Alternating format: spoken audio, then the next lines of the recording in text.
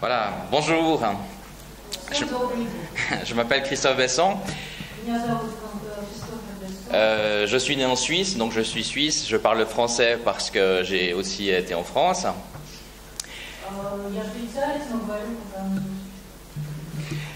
Ok.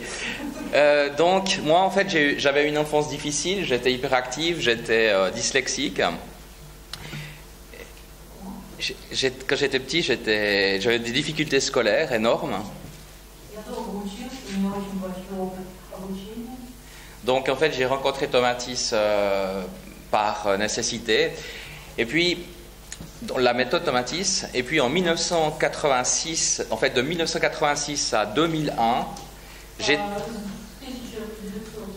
j'ai travaillé avec Tomatis, enfin en étroite collaboration avec Tomatis. Je vais juste vous montrer un petit peu l'historique de comment Tomatis, qui est né en 1920, de 1920 à 1945, vous pouvez lire dans son autobiographie sa vie, si vous connaissez. Donc, dans ce livre-là, c'est l'autobiographie de Tomatis.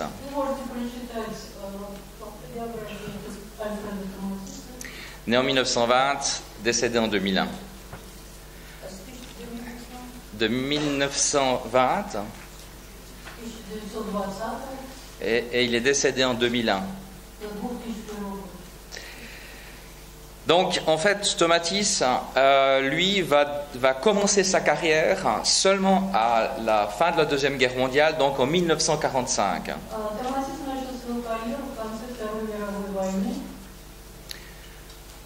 En 1945, donc, il est dans l'armée de l'air française. Il est, à ce moment-là, promu, en fait, il va commencer sa carrière en tant qu'ORL, otorhinolaryngologue. Tomatis, en fait, il va être, en 1945, il termine ses études d'ORL. De 1946 à 1947, il met en évidence la boucle audio-vocale. La boucle, c'est-à-dire, il dit qu'on chante, pas avec sa voix, mais avec son oreille.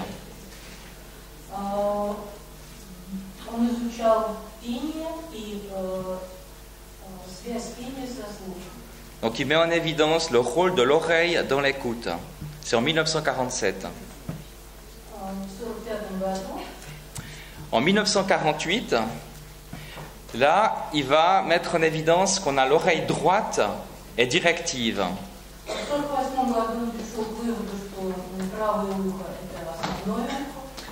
Et il explique ça parce que le chemin par l'oreille droite est plus courte que par l'oreille gauche.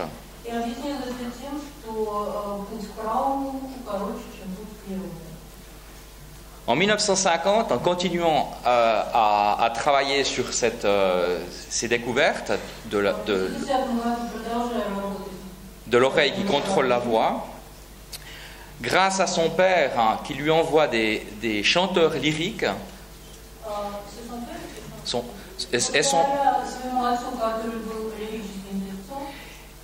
et en plus il soigne aussi en tant qu'ORL des gens qui ont un problème d'audition lié à des explosions ou à un travail bruyant.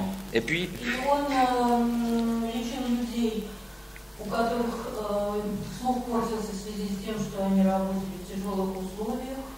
et là, en fait, il se dit que de passer avec ces gens d'une oreille défectueuse à une oreille meilleure, donc un conditionnement défectueux à un conditionnement idéal,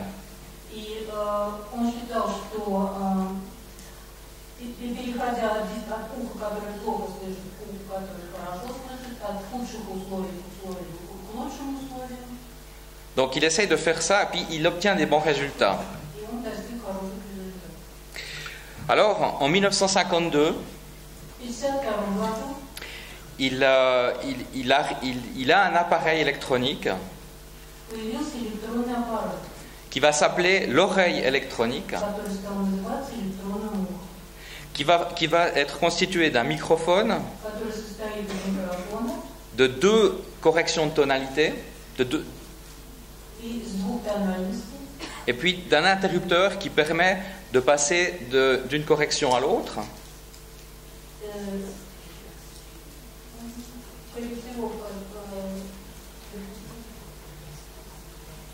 Un interrupteur en fait. переход от отдыха, от покоя к работе. Et puis évidemment, il a un casque avec l'oreille droite et l'oreille gauche. И наушники правым и левым ухом. 2 ans plus tard, en 1954, Правый и левый ухо. il utilise la bascule électronique, la bascule automatique, c'est-à-dire que la machine va fonctionner toute seule. От электронного устройства к автоматическому устройству, которое может работать автономно. On voit les images de ces machines. Который дает возможность уху работать, заставляет ухо работать.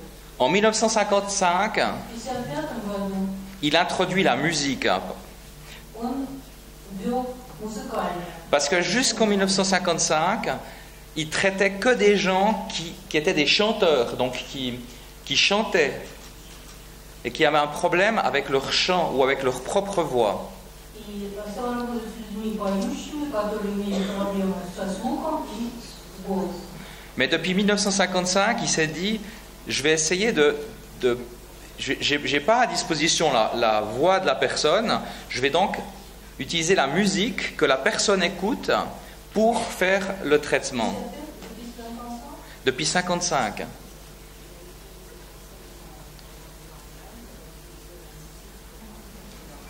С 1955 года он стал использовать не только аппарат, но и пользоваться музыкой, которая служит уху. Donc depuis 1955, il peut soigner tout le monde en fait. С 1955 года таким образом появилась возможность лечения любого человека. En 1956, il va découvrir une notion, la notion du retard. С 1956 года он ввел понятие задержки. Et en fait, l'anecdote, c'est que pour définir ce retard, qui sera en fait un petit retard qui se trouvera au niveau de la bascule entre le passage du canal 1 et le canal 2.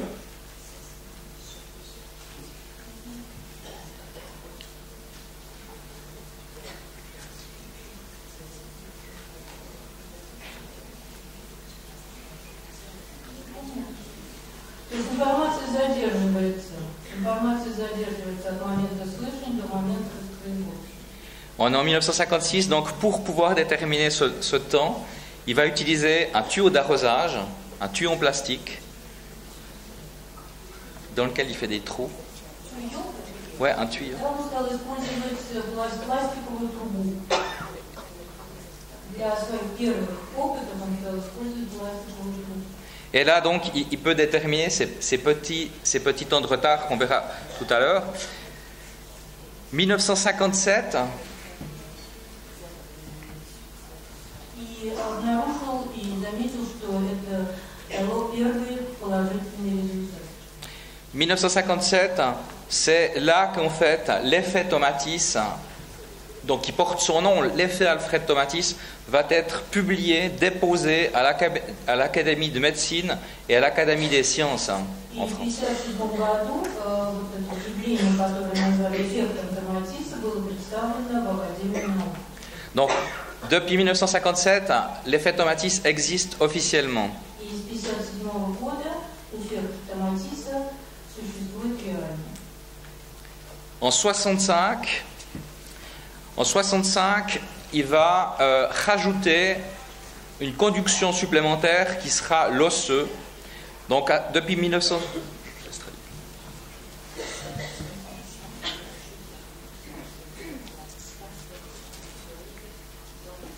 1965 года он добавил к своему методу восприятие мозгом звука.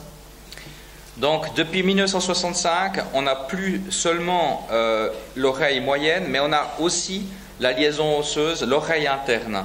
Donc on est vraiment dans tout le système auditif.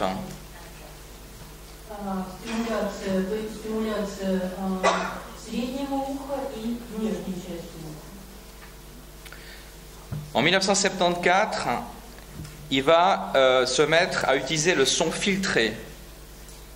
Le son filtré, et il va faire des expériences en fait sur l'accouchement sonique. Donc comment le fœtus perçoit le son.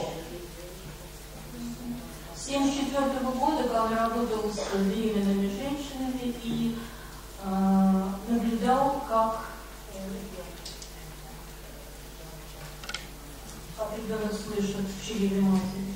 Et ce faisant, en fait, il amène la notion de psychologie, en fait, liée au son. Et puis c'est ce qui va créer, en fait, le terme d'audio-psychophonologie.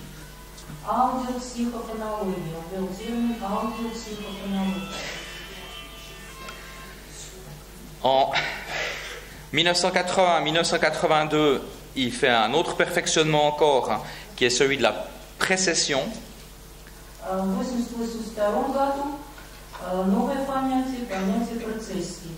Je viens tout à l'heure sur ce que ça fait. 1988, on a des filtres qui sont sur les machines de série.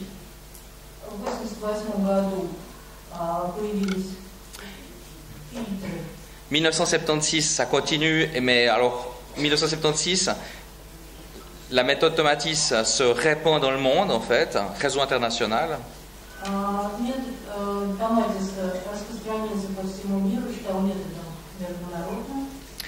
1992, c'est là que j'interviens personnellement, c'est l'industrialisation de sa machine.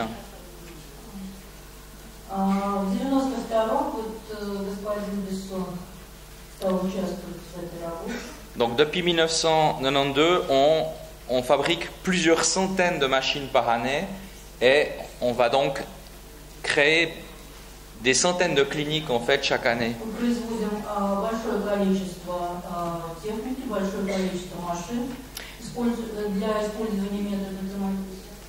En 1995, on affine encore la technologie.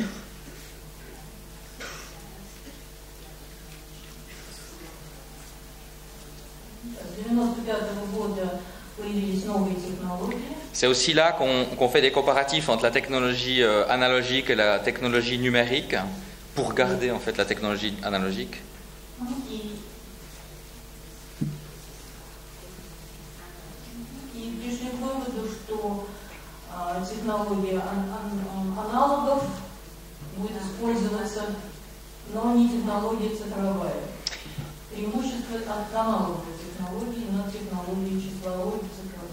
En 2000, quelque temps avant sa disparition, on a donc vraiment une machine efficace et on va travailler uniquement l'ergonomie de la machine.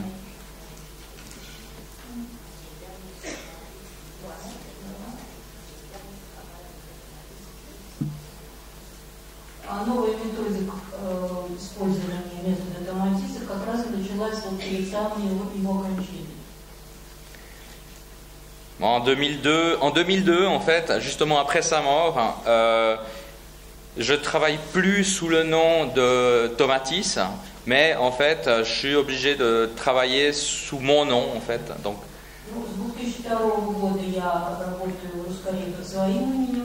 C'est en 2002 en fait que j'ai changé en fait et puis on a appelé ça maintenant des oreilles électroniques Besson puisque elles identifient la technologie utilisée et l'efficacité du produit.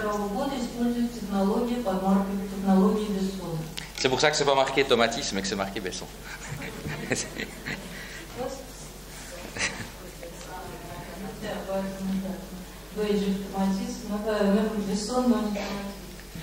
Voilà, donc c'est des histoires un peu d'ergonomie et de technologie. À noter qu'il y a énormément que nos oreilles actuelles sont donc des oreilles 100% analogiques, sont totalement analogiques. Наш электронный оборот сейчас на 100% аппарат, работающий по методу аналоговому методу. Et elles ont évidemment quand même des contrôles numériques, mais le processus du son se fait de manière absolument analogique. Все преобразования звука происходят по аналоговому. Et on fait ça donc pour pouvoir garantir la compatibilité physiologique avec l'oreille électronique. И это делается для того, чтобы все это соответствовало человеческой физиологии. Полное соответствие человеческой Je vais en quelques minutes encore vous montrer en fait l'intérieur d'une machine, en quelque sorte. Несколько минут я вам покажу немножко внутренней части машины. Donc une oreille électronique, actuellement, on a une entrée micro. Электронное ухо имеет микрофон. Une entrée line pour la musique. Вход музыка. Une mesure du signal. Различные частоты. Un filtre passe haut. Фильтр. Deux autres, en fait, corrections de tonalité avec chaque fois une possibilité de régler basse, basse et aiguë. Une bascule électronique.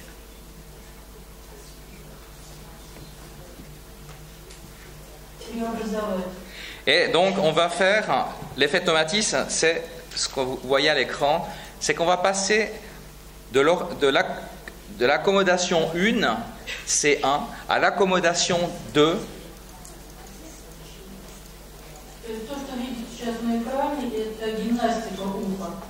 C'est pour passer, si on veut, de l'état de repos à l'état actif.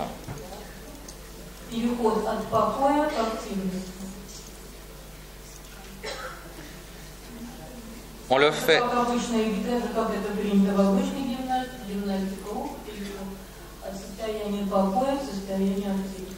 Alors on va le faire pour l'osseux et pour l'aérien.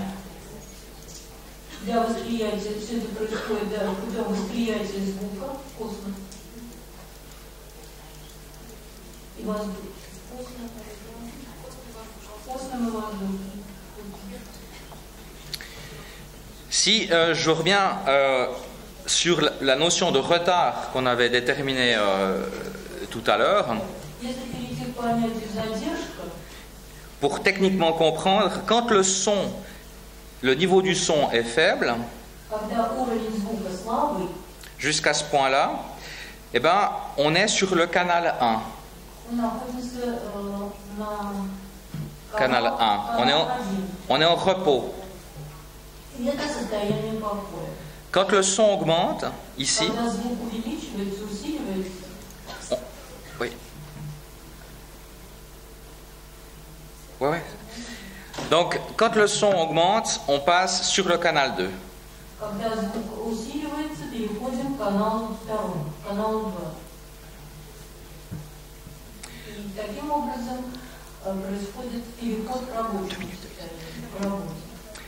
Donc, ensuite, on a la possibilité de mettre un retard, donc une temporisation qui permet de ne pas faire cette basculation ici, mais on la fera un peu plus tard.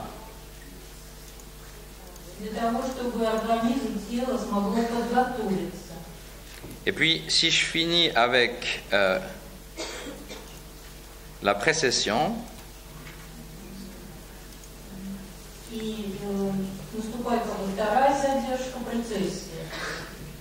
il faut voir en fait que cette précession va fonctionner en deux temps.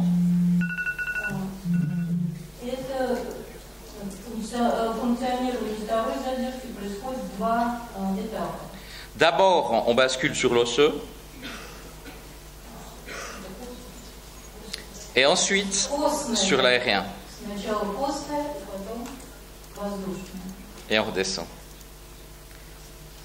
osseux et aérien. Костная, воздушная. Juste une dernière précision en fait. И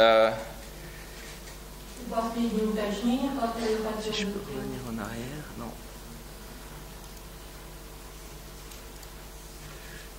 Je vais essayer de faire. Pour le retard en fait c'est un facteur qui influe Это фактор, sur le muscle du marteau. который влияет на мускулы молоточка. Et c'est un phénomène qui va aussi introduire un élément de non-répétitivité au phénomène.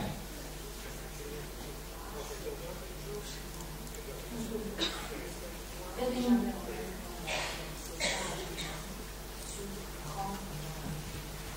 удивить ухо, то есть чтобы ухо внезапно начало работать, то есть внезапно, и это не повторяется, это происходит один раз. Alors que la précession, en fait, pour terminer, la précession, en fait, c'est sur le muscle de l'étrier, cette fois, c'est le deuxième. Который происходит с мускулом стремечка. Et puis la précession, c'est aussi le temps de latence, hein, c'est-à-dire le temps, quand on tape quelqu'un, la personne dit « Ah, quoi ?» C'est le temps de réaction. Когда дотрагиваемся, допустим, до вирус, нужно обратить на это внимание. Donc chez un autiste, c'est un temps qui est très élevé, ce temps de latence. Скажем, у аутистов этот период очень долгий, как период между прикасанием и их восприятием. И именно поэтому они не слышат. Voilà, donc vous pouvez aussi retrouver ces informations sur mon site internet, par email ou... Можете все это увидеть на моем сайте в интернете. J'ai terminé, donc je vais vous passer ça. На этом я хотела завершить. Merci.